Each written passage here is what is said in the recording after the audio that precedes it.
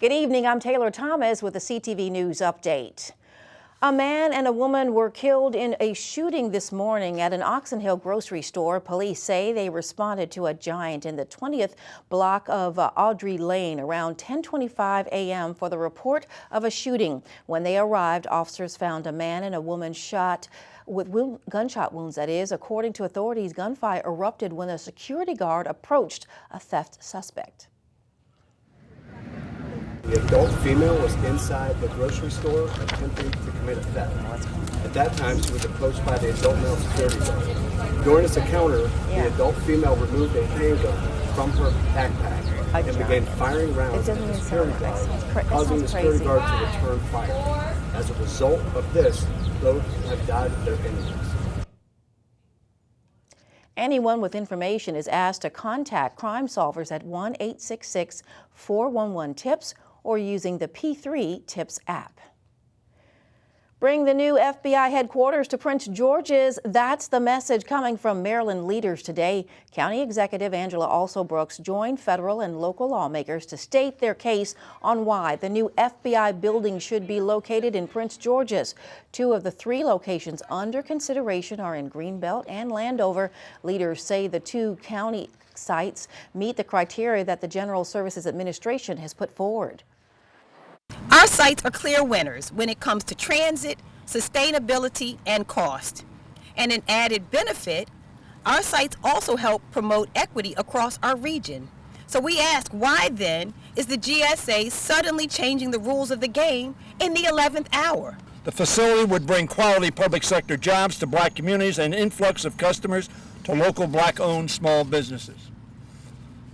The same businesses will also have new federal contracting and procurement opportunities.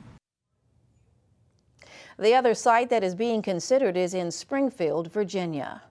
Early voting is over in the state of Maryland, and we have the final numbers. 52,127 voters in Prince George's County took part in the early voting option. That's 9% of the total eligible voters. In Montgomery County, 52,942 voters cast early ballots. That's 8% of the total eligible voters. The general election is next Tuesday, November 8th. Polls will be open from 7 a.m. to 8 p.m. In Maryland, residents can register and vote on Election Day. The state's coronavirus cases continue to trend upward. In Maryland, the health department reports 835 new COVID-19 cases in the last 24 hours. The agency also reports 7 deaths since yesterday. Since the start of the pandemic, more than 212,000 Prince Georgians have tested positive for the disease. The U.S. jobs report is out, and the news is a mixed bag. The Bureau of Labor Statistics reports employers added 26,000 jobs last month, more than economists had predicted. However, unemployment rose to 3.7%, slightly more than expected. Experts say the country's labor market continues to be a robust one, despite fears of a possible recession and in the wake of bold efforts by the Federal Reserve to slow down the economy with big interest rate hikes. You're watching CTV News. I'm Taylor Thomas. Back in a moment. We grew up together. We believed in something bigger than ourselves. The military took me to one side of the world and her to the other. And even though she was always the strong one, when we caught up years later, I found out she had fallen on some hard times. It was her call to make, but doing it together made all the difference. For veterans who are homeless or on the brink of homelessness, call 877-424-3838. Welcome back. Police have released this surveillance video of a suspect wanted for stabbing a man to death earlier this week. The victim has been identified as 47-year-old Anthony Taylor Sr. of Suitland. Homicide detectives say the stabbing happened on Tuesday around 12:05 p.m. in the parking lot of a shopping center in the 4900 block of Indian Head Highway. Anyone with information about this crime is urged to contact Crime Solvers at 1-866-411-TIPS. Lawmakers in Montgomery County signed into law a new policing bill.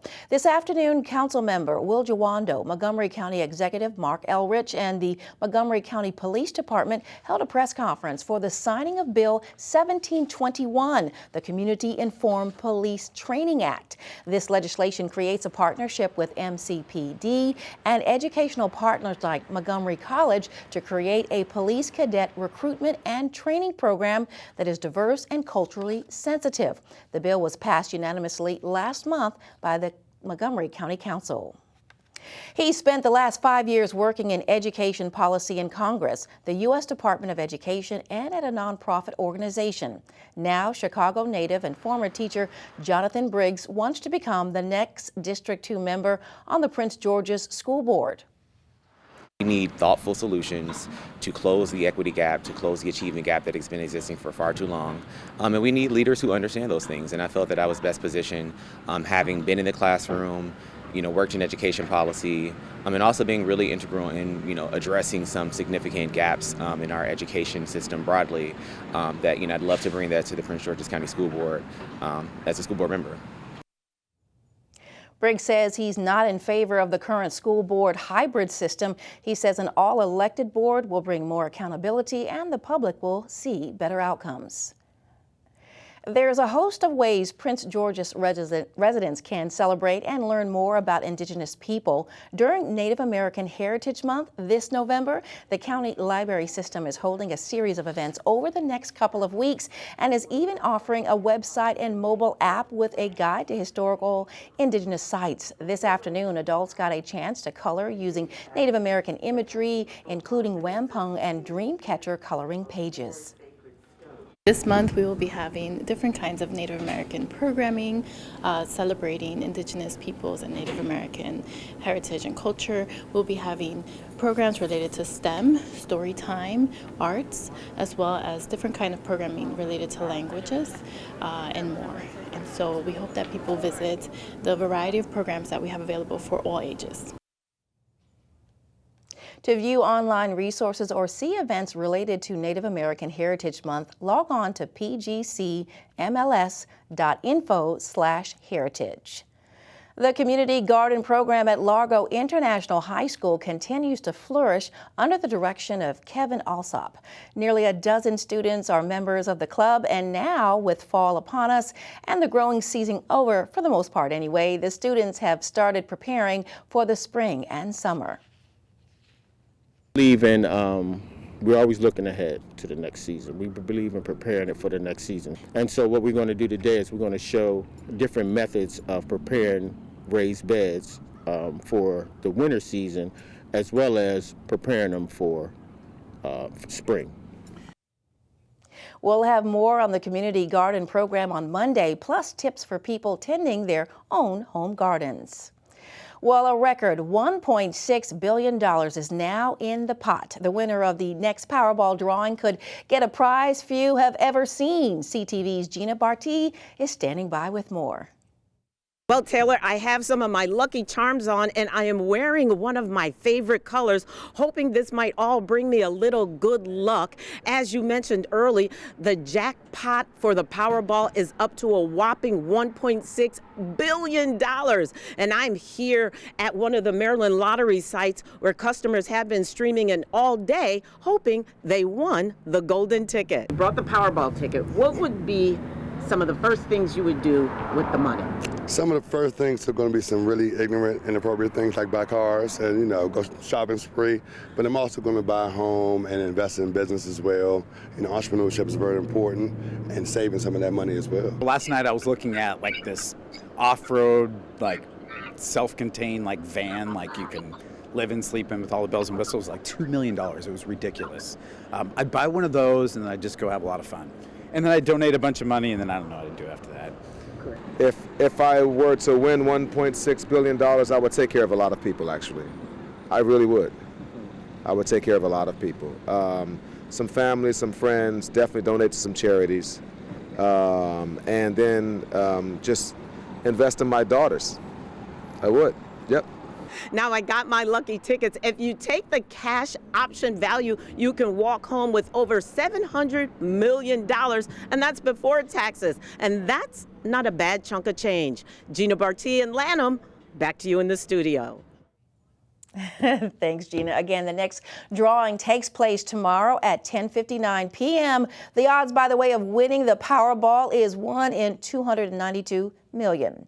And still ahead on CTV News tonight, sports with Laurencia Moten. Tonight, she checks in with the Bowie State Bulldogs. Stay tuned. What do you think you're doing, Kevin? Was just gonna drive home. There are several warning signs present that you shouldn't be driving. Like hearing voices? Like your text-to-emoji ratio? Oh man, the selfies. Selfie, nailed it. We all have warning signs that let us know that we're probably not okay to drive. Mine is pretending to be your subconscious. Craig, come on man, let's put a ride home.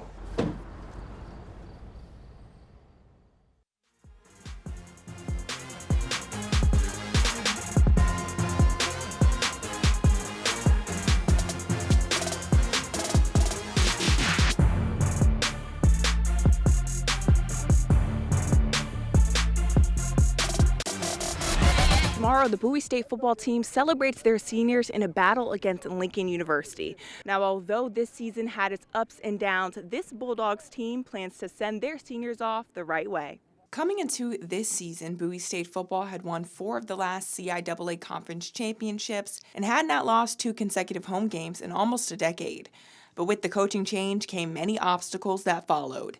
But this senior class never gave up. We've had a great week of practice so far. I think the younger guys are excited about sending those guys out the right way. So I'm excited about it, all the hard work they done put in to get us where we are as a program, send them out the right way they need to. In this Bulldogs roster of nearly 100 players, only 10 of them are seniors. But despite the size of the class, interim head coach Kyle Jackson says their leadership throughout the transitioning process has been very inspiring. Seeing them come to work every day, that was motivation for myself as well. We've been through a lot of change in these last 3 to 4 months. So within that time frame, you talk about losing 4 or 5 coaches, losing about 10 to 12 guys to the transfer portal. The resilience that we've shown, like I say, we have been a team that have won 8, 9+ games the past 4 or 5 years, and going through the adversity that we're going through now, the guys never quit. We had our obstacles, but the guys continue to push, and that's kind of the thing that kept me motivated. If they don't give up, how can I? And of all of those senior leaders, defensive lineman Joshua Pryor stands out. He's on pace to break the Division II record for tackles for loss, but the value he brings to this team is far beyond his performance on the field. And he told me this year teaching the younger class what it means to not only be a Bulldog, but a brother was very important. Trying to be open and let the guys around me just know that I'm one of the guys too, and I'm here if you need anything and stuff like that. At the end of the day, we tried to build a brotherhood, so I feel like closing the season, we definitely got close as brothers. The game takes place tomorrow at 1 p.m. In Bowie, Laurencia Moten, CTV Sports. The owner of a local nonprofit wants to help Prince Georgians connect with their mind, body, and spirit. Meet Mashika Thomas. She's the founder of the nonprofit A Healthier You, Inc. The organization is gearing up to host its first ever health expo called the Ultimate Self-Care Sunday. The event, which will take place this Sunday, November 6th, will include yoga, meditation, and even sound baths. Thomas says attendees will also get to learn from nutritionists and physical therapists. To do is to create a space for people not only to learn about yoga and meditation, but to learn about other resources and tools and tips that they can receive so they can help them out on their own personal self-care journey, and just give them different things like what a good meal looks like during the winter months. People like to disconnect the mind from the body when they're all together. So the reason why all these different resources, because they're all connected in some shape or form. The Ultimate Self-Care Sunday is set for this Sunday, November 6th, and will take place at the Creative Saints Loft in Hyattsville. The Health Expo is from 10 in the morning until 3 p.m. For more details, visit the website right there on your screen. Let's get a check now on our weather forecast. Tonight, cloudy with lows around 59 degrees. Saturday, cloudy with highs, though, in the 70s. Sunday, rain possible with highs near 76 degrees. You heard me right. Monday, mostly sunny with highs around 77 degrees. All right, that's a wrap up of our CTV News Update. I'm Taylor Thomas. Have a great weekend.